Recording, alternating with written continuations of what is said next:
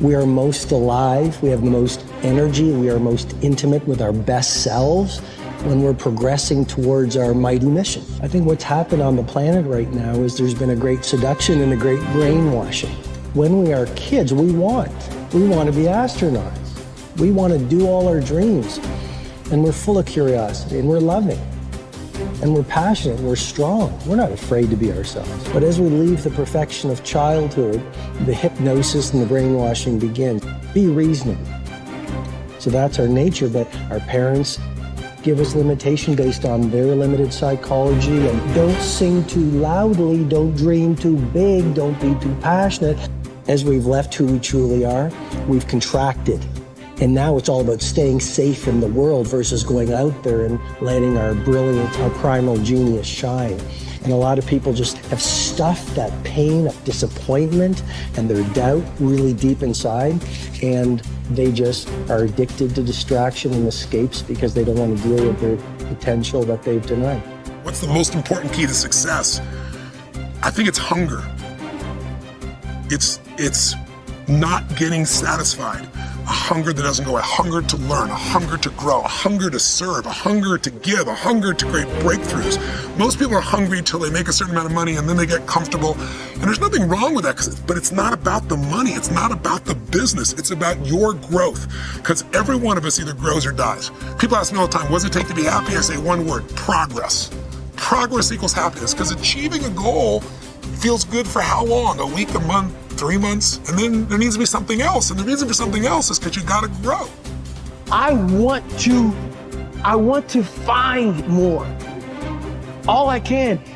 And in that sack of you have to dive in that to find more. Because if you're not willing to go in there and face yourself, you're not gonna find anything.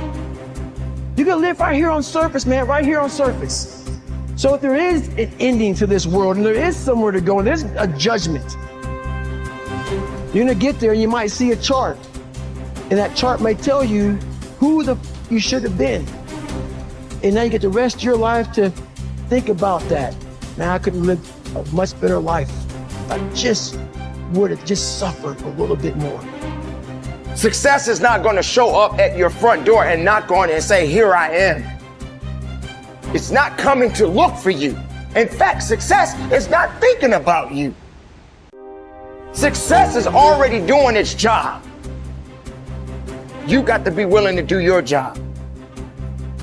Each and every day that you are breathing in this world, each and every day that you are doing something in this world, you should be focusing on getting better, not worse.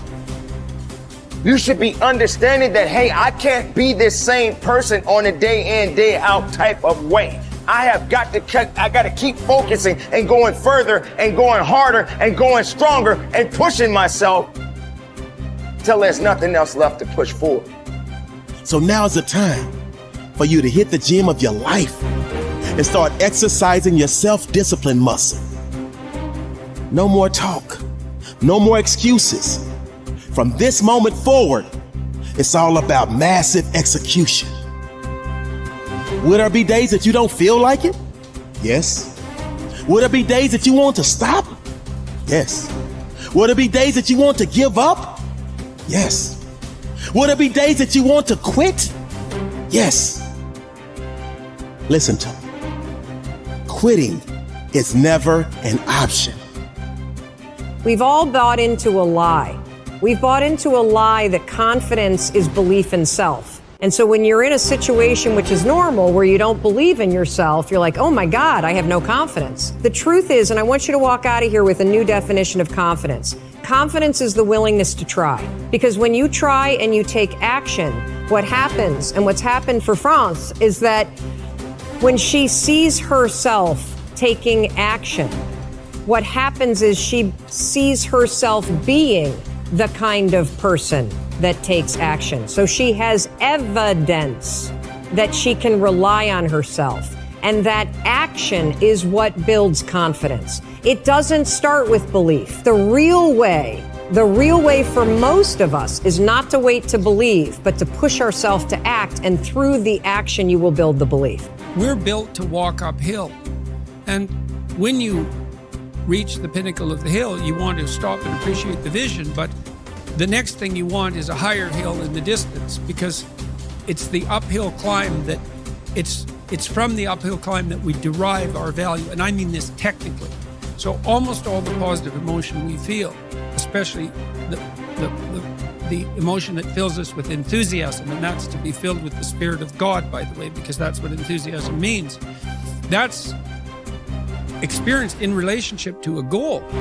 And so in some sense, and this is part of the religious enterprise, you want a goal that you can never attain, right? So you can always move closer to the goal that recedes as you move towards it. You think, well, that's frustrating. It's like Sisyphus pushing the rock uphill. But it's not, because as you pursue that goal, you put yourself together and your life does get better and richer and more abundant. And that's why the highest levels of virtue and goal are in some sense transcendent. You want them to be above everything you're doing so you can continually move towards something that's more sublime and better. That's what you are. You're here to live, not to sleep. I didn't study, I didn't study a book. I literally put myself in a fire repeatedly like a sword. You put a sword in a fire repeatedly and repeatedly. If you keep on doing that, you're going to get a nice sword. And then you keep on beating it. You got to beat the shit out of it. And that's what I am. Yeah. I became that. I said, okay, we can't quit. We got to figure out why you are this. Why are you this, man? What is wrong with you? What's going on here? So I kept on putting the sword back in the daggone fire, and I just beat it harder. And I beat it harder. Before I knew it, I started realizing, all right, man, the brain is starting to get hard. The brain is starting to get hard. I'm no longer a theorist. I'm now a practitioner. I put it in hell. I dissected it while it's in hell, because you can't dissect anything in a normal environment. You can't dissect anything in 72-degree weather. You must put it in the freezer and freeze the fuck out of it. And then you dissect it. Dissect it when it's miserable. Dissect the brain when all it's thinking about is, I need to get out of here, man. I want to get out of the fucking freezer. Open the door. And he said, nah, 5 more seconds, man. 5 more seconds in the freezer. And that's when you start to pick that brain apart. And that's what all this stuff did to me. I kept on putting myself back into the freezer or the fire and beating the out of myself, mentally and physically. Before I knew it, this is what happened. Ralph Waldo Emerson believed that anyone who had put their heart and soul into their work and had done their very best could hold their head up high. Merely talking about it or only putting in a modicum of effort wasn't good enough in his mind. It was all or nothing. He believed that doing your best was an admirable quality, and that although you might not always be successful, knowing that you had done all you could was often all that mattered.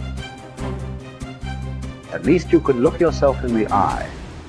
This ethos is central to many youth movements, such as the Scouts and Guides, and is a great philosophy for life in general. Indeed, doing your absolute best in everything you do is something that we should all aspire to, and it doesn't matter if it's at school, university, work, or home.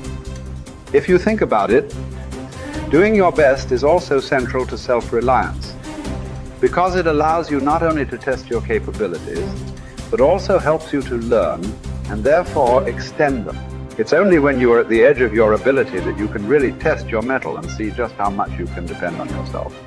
Only ever working inside your comfort zone or doing just enough to get by may be easy, but is rarely rewarding. And it never allows you to develop into a fully rounded person or realize your full potential. The following quote from Theodore Roosevelt sums up the essence of Emerson's point. It is not the critic who counts, nor the man who points out how the strong man stumbled or where the doer of deeds could have done better.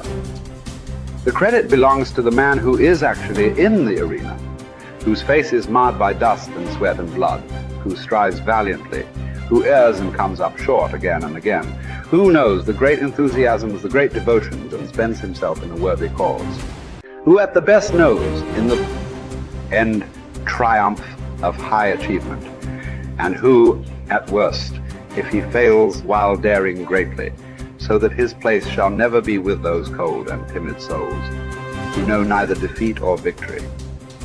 When you are working on your next task, give it your full concentration and really put the effort in to produce the best possible end result.